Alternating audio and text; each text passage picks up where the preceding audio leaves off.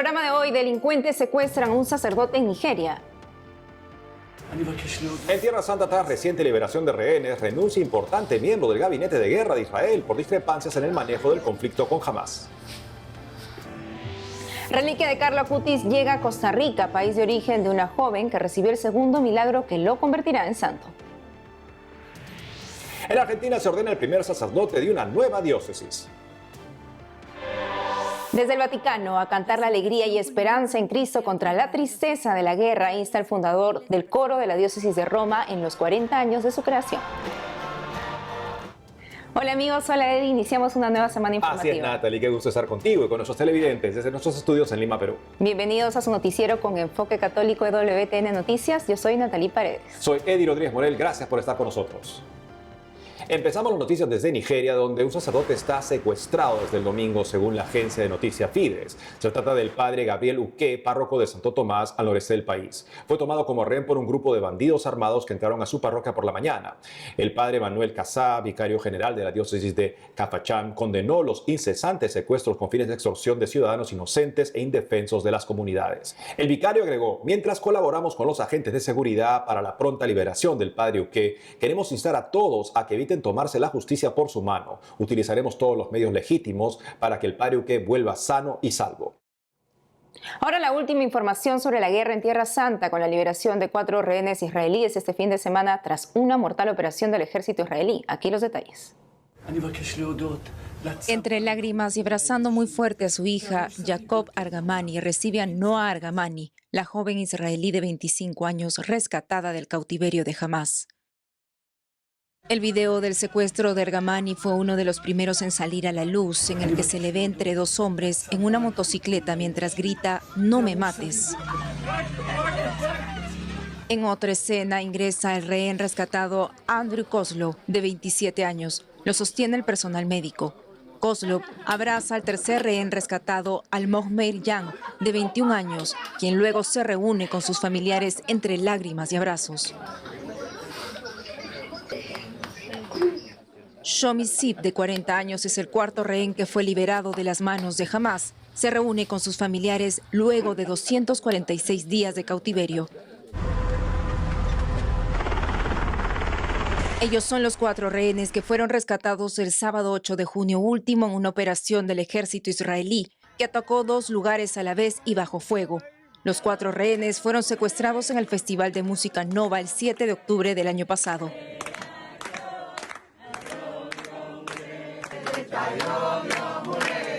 Los rehenes también recibieron la visita del primer ministro israelí Benjamín Netanyahu y conversaron por teléfono con el presidente de Israel, Isaac Herzog.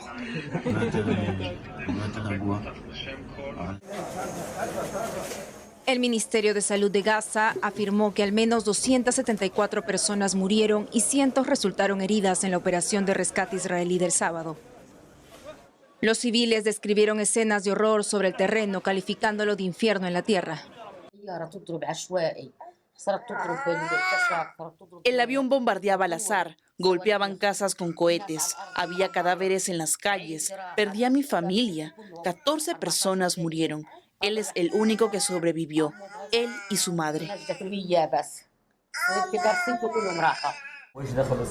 Primero entraron los coches y luego caminaban como civiles. Una persona dijo: estos no son árabes, son judíos israelíes. Benny Gantz, miembro clave del Gabinete de Guerra de Israel, renunció este domingo al gobierno por la gestión de Benjamín Netanyahu de la guerra en Gaza, asestando un duro golpe al primer ministro, poco después del rescate de 4 rehenes israelíes. También le pidió al primer ministro Benjamín Netanyahu que convoque elecciones en los próximos meses. Netanyahu le pidió que cambie de opinión y vuelva al gabinete de emergencia. Señaló que su puerta permanecía abierta a cualquier partido político que esté dispuesto a luchar contra Hamas. Mientras la guerra en la Franja de Gaza entre Israel y Hamas avanza sin tregua, la educación de los niños refugiados en la parroquia católica de la Sagrada Familia, la única de la región, debe continuar. El padre Gabriel Romanelli, párroco de esta iglesia, nos cuenta en su diario digital sobre el inicio del sistema de clases de apoyo para los niños que han visto su aprendizaje interrumpido por el conflicto. Este es el grupo de niños y adolescentes refugiados de la parroquia de la Sagrada Familia en Gaza que han reanudado sus estudios en medio de la guerra entre Israel y la organización terrorista Hamas. Hola queridos hermanos, por fin, como les comentaba el otro día, pudimos comenzar con el sistema de clases de apoyo. Van a ser unos 140, son unos 140 alumnos cristianos. De acuerdo al padre Romanelli, se trata de casi la totalidad de niños y jóvenes cristianos que quedan en la Franja de Gaza frente a los muertos por los ataques de Israel como parte de su búsqueda del grupo islámico. Son las clases de 4 cursos principales, los que se consideran aquí según el régimen nacional de enseñanza palestina, que es la lengua árabe, inglés, matemáticas, ciencias, religión, evidentemente que es lo esencial para nosotros, pero eso lo vemos en los otros grupos del oratorio o en la asistencia a la misa, en el día a día. El párroco narra que han sido preparadas 3 aulas para recibir a los 140 alumnos, quienes asisten contentos a sus lecciones a pesar del fuerte calor que hace en este momento, según cuenta el sacerdote. Así que bueno, que Dios nos dé su bendición. Le pudimos avisar al Santo Padre, al Papa Francisco, que llama todos los días, le avisamos también evidentemente al Patriarca, así que bueno, están muy contentos, nos dan su bendición y como siempre les pedimos que sigan rezando por la paz. Reciban nuestra bendición desde Gaza, Padre, Hijo y Espíritu Santo. Amén. Hasta mañana si Dios quiere. Y ahora las noticias desde Argentina con nuestro corresponsal Matías Boca. Se ordenó el primer sacerdote en la diócesis de Rawson. Recordemos que la misma fue creada por el Papa Francisco en 2023. El obispo de Rawson, Monseñor Roberto Álvarez, ordenó sacerdote al diácono Álvaro Suárez Medina en la Catedral María Auxiliadora de la ciudad de Trelew. Esta fue la primera ordenación sacerdotal en la diócesis creada por el Papa Francisco en octubre de 2023. Concelebraron la Eucaristía el obispo emérito de Comodoro Rivadavia, Monseñor Joaquín Jimeno Lahoz, junto con el clero local y algunos sacerdotes provenientes de España. También participaron diáconos y un gran número de fieles. Fue una ceremonia sumamente emotiva. El obispo Roberto Álvarez le dio la bienvenida al ordenado y brindó un discurso sobre la exuberancia. Luego, como parte de la ceremonia, el ordenado se postró en el suelo y luego se levantó, recibió la orden e hizo un juramento de lealtad al obispado. Para finalizar, Álvaro Suárez Medina, el diácono español que se sintió llamado por Dios para servir en las tierras patagónicas, señaló a EWTN Noticias: lo vivo con mucha alegría y como una gran responsabilidad por haber sido elegido por el Señor y ser el primero de la diócesis de Rawson. La familiaridad, la gente creyente, su fortaleza y tesón definen a la comunidad de esta diócesis. Entre otra información, se realizó en la Catedral Metropolitana de Buenos Aires Noches de la Caridad, un encuentro para descubrir al hermano de al lado. Referentes y voluntarios de 170 comunidades parroquiales porteñas que colaboran con merenderos y comedores comunitarios y que acompañan a personas en situación de calle participaron del primer encuentro de las Noches de la Caridad en la Catedral Primada. El arzobispo de Buenos Aires, Monseñor Jorge Ignacio García Cuerva, hizo una reflexión a partir del texto evangélico del mendigo ciego al borde del camino que le pide a Jesús recobrar la visión y al que el prelado definió como una persona en situación de calle.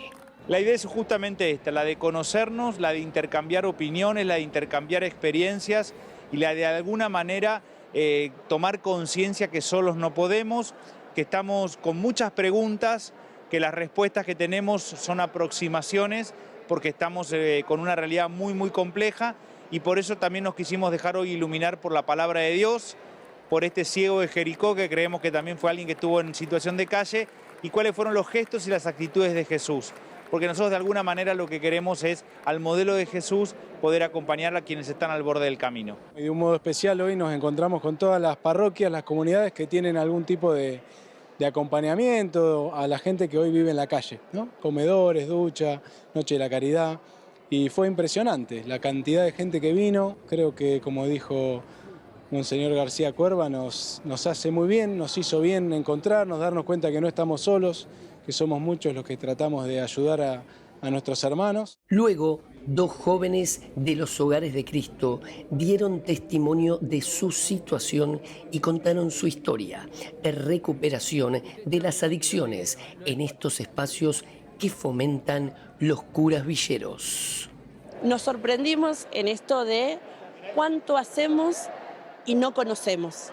No conocemos a la parroquia vecina que sale en el mismo radio parroquial que nosotros y que el otro y que el otro y que todos hacemos un granito de arena y que esto hoy nos demostró que 170 parroquias salen al encuentro de los más rotos. Cabe destacar que el encuentro finalizó con los participantes compartiendo una mesa servida en fraternidad y comunión.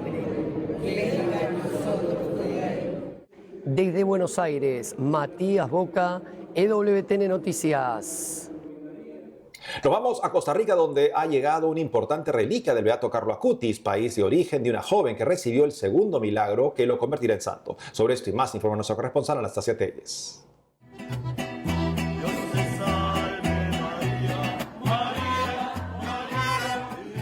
Con la alegría de una serenata de mariachis, inició la celebración en honor a María Auxiliadora.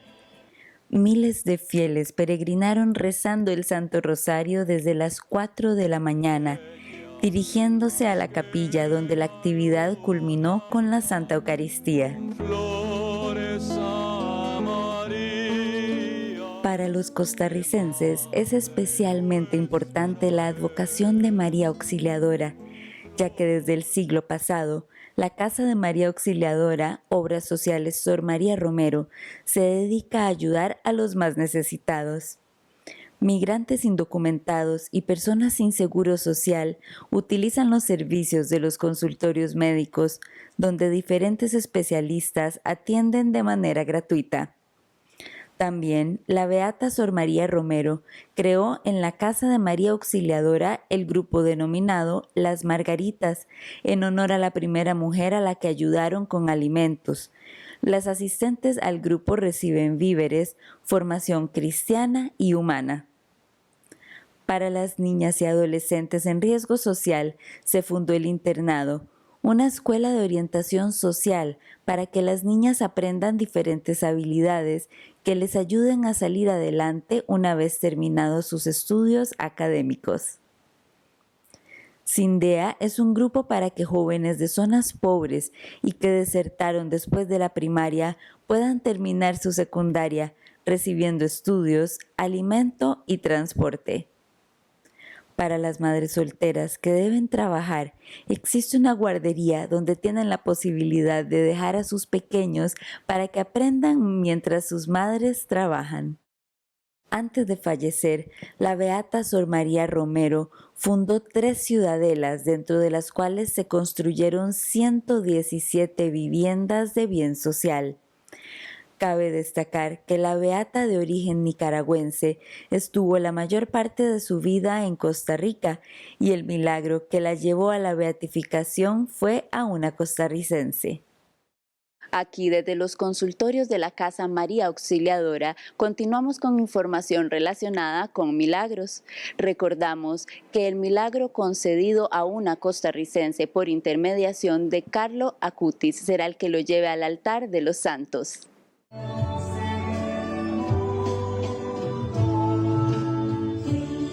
Y precisamente en el marco de esta celebración es que recibimos en el país una de las reliquias de Carlo Acutis. Con gran alegría y una concurrida Eucaristía, la comunidad de Cartago recibió en la catedral la reliquia en primer grado del Beato. Además, se llevó a cabo una vigilia. Posteriormente, jóvenes rezaban el rosario mientras caminaban, trasladando la reliquia a la parroquia Santa María Goretti, donde se llevó a cabo otra Eucaristía presidida por el obispo de la diócesis de Cartago, Monseñor Mario Enrique Quirós. El día domingo 2 de junio por la tarde tuvimos una caminata festiva con cientos de jóvenes y devotos del Beato Carlo Acutis, donde llevamos la reliquia de la catedral hasta la parroquia Santa María Goretti. Todo esto se ha visto enmarcado dentro de las dos grandes noticias que llenan profundamente el corazón de los costarricenses de profunda alegría. Una de ellas, la pronta canonización, y la segunda, que tiene que ver con esta también, que el milagro acontecido tiene que ver con una joven costarricense que después de un accidente en bicicleta se vio marcada con el don de la salud a través de la intercesión del Beato Carlo Acutis. La reliquia, que estará ubicada en la parroquia de La Pitaya, comenzará a peregrinar por las distintas vicarías de la diócesis para que los jóvenes, las pastorales juveniles, puedan acercarse y venerar la reliquia del santo, quien es propuesto como un verdadero ejemplo para la juventud y para todas aquellas personas que quieran ver en él una forma para alcanzar la santidad a través de lo que él nos enseñó. En San José, Costa Rica, Anastasia Telles Abarca, EWTN Noticias. Hacemos una pausa y al volver, desde Roma, sacerdote del Opus Dei recién ordenado y médico de profesión cuenta que su vocación despertó viendo a Jesús en el rostro de sus pacientes. Además, desde el Vaticano, a cantar la alegría y esperanza en Cristo contra la tristeza de la guerra, insta el fundador del coro de la diócesis de Roma en los 40 años de su creación. Regresamos con más noticias con Enfoque Católico.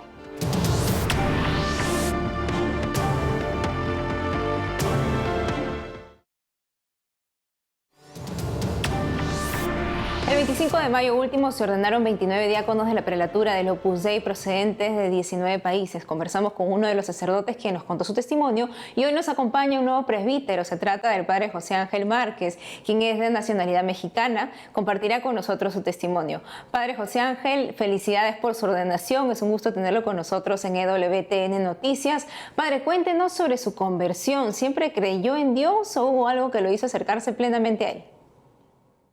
Muchas gracias. Bueno, yo la verdad es que toda la vida fui siempre educado en una familia cristiana. Desde pequeño, en mi familia, pues mi mamá iba a misa. Sí, propiamente una conversión no, te digo, en la familia, aunque siempre se rezó. Es verdad que yo recuerdo de pequeño que mi mamá se iba a misa y yo, por ejemplo, no me iba a misa, me quedaba jugando en la casa porque era muy pequeño, tampoco me importaba demasiado. Pero en algún momento me cambiaron de colegio cuando tenía 8 o 9 años a un colegio que tenía relación con el Opus Dei y ahí empezaron a dar clases de religión. Y ahí, cuando empezaban a contar cosas de la fe, para mí fueron todas como muy naturales. Yo iba escuchando todo y todo me parecía muy bueno, me gustaba. Y además, aunque mis papás, digamos, no es que hubieran dado demasiadas explicaciones sobre la fe, yo creo yo que lo que yo iba oyendo en el colegio lo veía hecho vida en mis papás, ¿no? Y entonces por eso todo iba siendo como muy natural para mí y ahí ya empecé a tratar a Dios, a rezar y obviamente, bueno, ya cuando fui creciendo, pues eso se fue haciendo un poco más serio, un poco más mío. Padre, y usted es médico, ¿qué lo llevó a dejar esa vida, de profesional para iniciar ahora su vocación sacerdotal? Bueno, como he dicho, estuve en un colegio del Opus Dei y desde que tengo como 16 años soy del Opus Dei. Esto es que su mensaje principal es el de buscar a Dios y el de ser santos en el trabajo de cada día, en el estudio. Entonces ya desde que empecé a estudiar medicina a los 18 años, lo hacía un poco con esta idea de buscar servir a Dios, de llevar a Dios al resto de las personas, a mis compañeros, a las personas que encontraba en hospitales, a través de la medicina. Yo recuerdo mucho, mientras estudiaba en la carrera de medicina, hacía mis prácticas en los hospitales, yo pensaba muchas veces que esos pacientes a los que iba a visitar, con los que hablaba un momento, yo pensaba muchas veces que esos pacientes eran Cristo. Y Y yo me daba cuenta que eso era de lo que más disfrutaba, ¿no? Ayudar a otras personas, muchas veces a poner su vida en orden, desde las cosas más, no forzosamente el trato con Dios, pero sus relaciones con los demás, consigo mismo, y muchas otras veces sí, el trato con Dios, de aprender a rezar un poco, y yo me daba cuenta que eso era lo que más disfrutaba. Por eso, al acabar la carrera, en vez de empezar la especialidad, me planteé la opción de decir, bueno, quizá si yo me dedico más bien a esto, a ayudar a otras personas a encontrar a Dios, no solo a través ¿no? de un modo un poco más directo, y fue cuando me empecé a plantear la opción del sacerdocio. Padre, ¿y usted que fue descubriendo ese llamado dentro también, como nos comenta, en su profesión? Hay personas que también quieren descubrir su llamado a poder concretar su vocación. ¿Qué les aconsejaría usted para que puedan discernir bien cuál es su vocación? Claro, pues yo recuerdo tanto un poco antes de venirme a Roma, que fue cuando empecé a camino al sacerdocio a los 25, como a los 16, cuando me planteé si ser o no miembro del Opus Dei, vivir el celibato por el reino de los cielos. Bueno, en primer lugar, yo sentía siempre hay una inquietud, que no sabes muy bien de dónde salió ni qué es lo que quiere decir, pero una inquietud de que quizá, aunque tú estás muy bien y aunque tu vida está bien, que algo le falta, que el Señor quizá te está pidiendo algo más, que puede haber algo más grande. Y bueno, en primer lugar, lo que hacía era rezar. Me acuerdo que cuando era más chico, a los 16, empecé a ir a misa entre semana cuando podía para pedirle al Señor que me ayudara a ver qué es lo que quería y que me diera fuerza para quererlo. Y por un lado yo veía quizá que Dios me pedía más, que le entregara toda mi vida. Y yo recuerdo que para mí me imaginaba como si decirle que sí a Dios iba a ser como si una piedra enorme iba a caer sobre mí y le iba a tener que cargar, ¿no? Dice, bueno, pero yo no quería, claramente nadie quiere eso para su vida.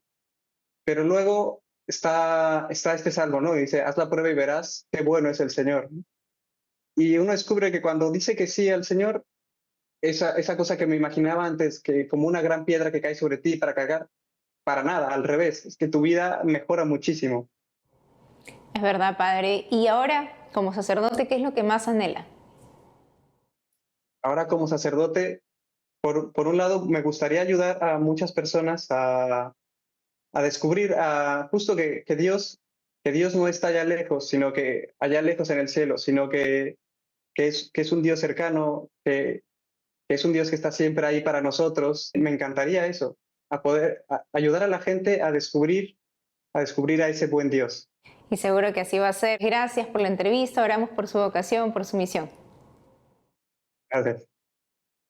Desde el Vaticano, a cantar la alegría y esperanza en Cristo contra la tristeza de la guerra, nos insta el fundador del coro de la diócesis de Roma en los 40 años de su creación. Por esta fecha, coros de diferentes países se reunieron en un gran encuentro. Nuestro corresponsal Paola Arriaza nos informa. Así recibieron al Papa los miembros del Encuentro Internacional de Corales en el Vaticano. Esta audiencia fue parte de la celebración por el 40 aniversario de la fundación del coro de la diócesis de Roma. Entre los presentes se encontraban conocidos directores de música sacra, los 300 miembros del coro de la diócesis y sus familiares. Los niños no perdieron la oportunidad de acercarse al pontífice.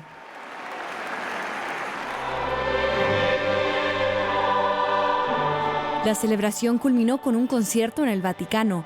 El Aula Pablo VI alojó a una audiencia de miles de personas que esperaban con ansias escuchar las piezas musicales.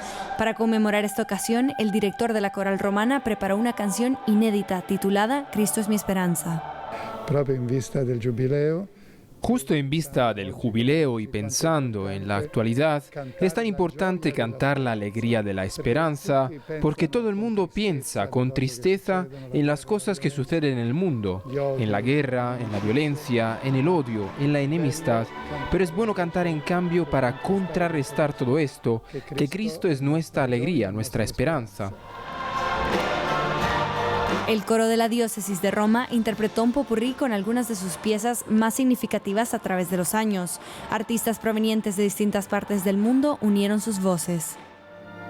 Organistas, compositores de música litúrgica y artistas de canto gregoriano se reunieron en la ciudad eterna para esta celebración. Y no es la primera vez, esta es la cuarta edición del evento. El evento contó con el patrocinio del Dicasterio para la Cultura y la Educación y del Pontificio Instituto de Música Sacra. Marco Frisina dijo que el coro de la Diócesis de Roma nació para animar las celebraciones oficiadas por el Papa, obispo de Roma, y explicó que la música es de gran importancia para la oración.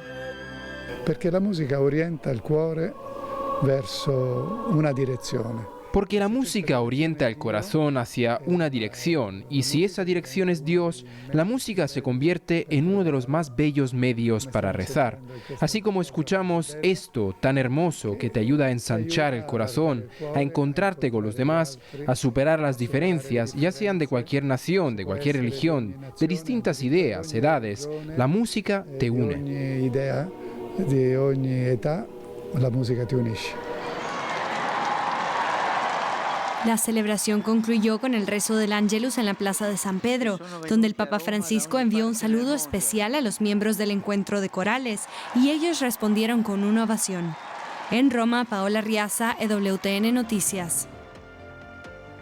Nos despedimos uniéndonos en oración a las intenciones del Santo Padre de este mes. En junio, el Santo Padre invita a todos a rezar por los inmigrantes para que encuentren acogida y nuevas oportunidades en los países donde los reciben. Hasta mañana.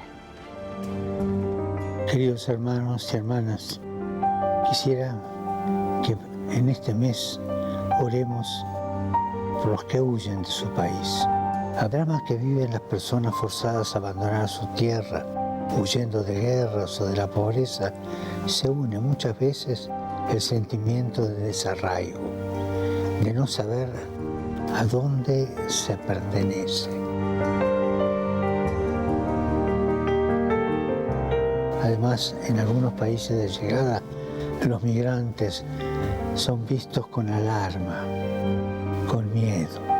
Oremos para que los migrantes que huyen de las guerras o del hambre, obligados a viajes llenos de peligro y violencia, encuentren aceptación y nuevas oportunidades en la vida.